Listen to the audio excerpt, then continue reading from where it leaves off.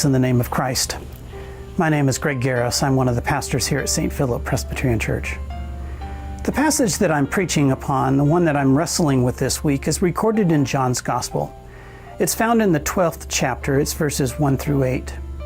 And what we find in this passage is a story about how a woman pours a whole pound of costly perfume on Jesus' feet and then wipes his feet with her hair. Now, a similar story is found in the Gospels of Matthew and Mark, but there are some differences in the story that John's Gospel records.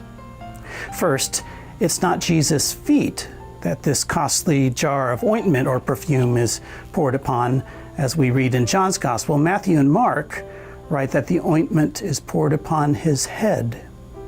The pouring of the ointment on Jesus' head reminds us of the anointing of a king.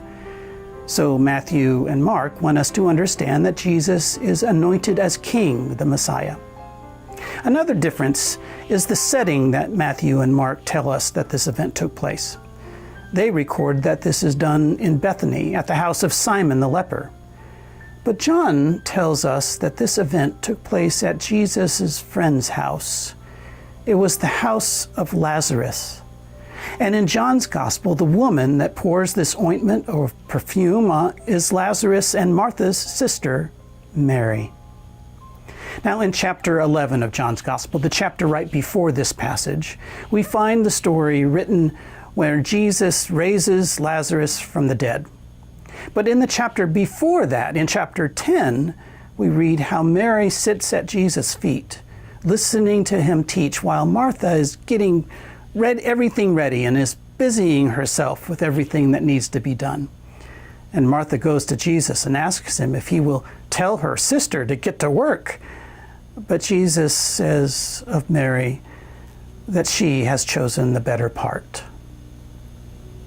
What I've been struck with is Mary's devotion.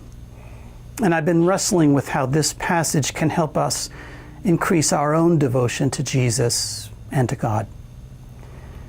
Here's a poem written by Ralph Cushman that speaks of devotion. It's titled, I Meet God. I meet God in the morning when my day is at its best, and his presence came like sunrise, like a glory in my breast. All day long the presence lingered, all day long he stayed with me, and we sailed in perfect calmness o'er a very troubled sea. Other ships were blown and battered. Other ships were sore distressed, but the winds that seemed to drive them brought to us peace and rest.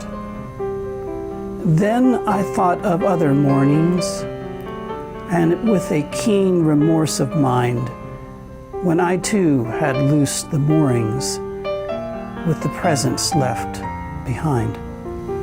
So I think I know the secret, learned from many a troubled way.